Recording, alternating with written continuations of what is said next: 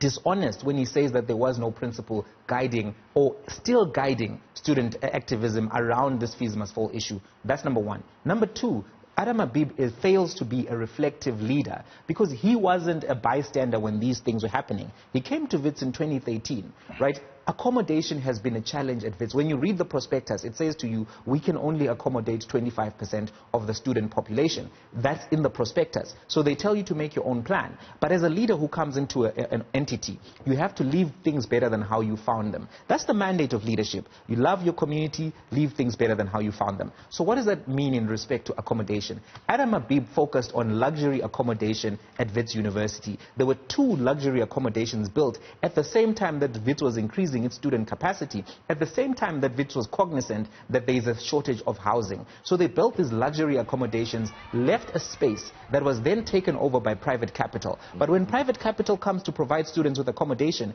it's not doing so in a humane or humanitarian way. That's why you've seen the monopolization of student accommodation, not only in Braamfontein, not only in Auckland Park, but across the whole country. Students all across the country know what is South Point. They know what these companies are. And then they have to pay an arm and a leg. This money is coming from home. They pay to sleep in little beds and shower in communal areas and cook in communal areas under the guise of just having to stay at university. Adam Habib has failed in every interview, in every article, even in his book where he tried to valorize himself when he was actually a problem in the system. He has failed to be self-reflective on where did I come short.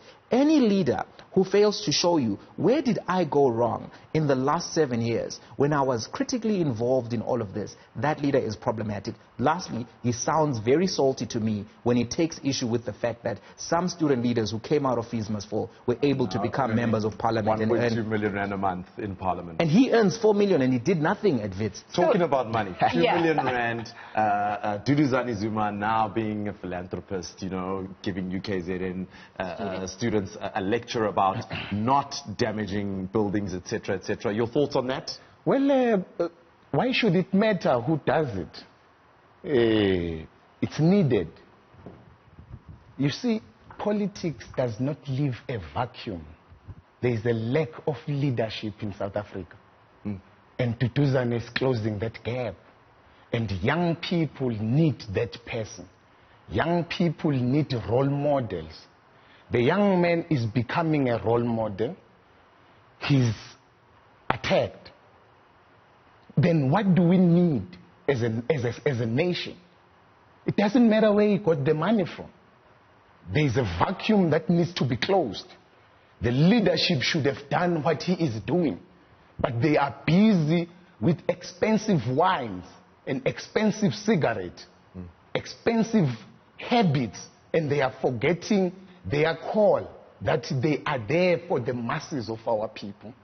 They are not there when the students need them before the violent protest, because you need to engage people. One thing that Habib, in as much as we hated to love him, one thing that he did well was to engage.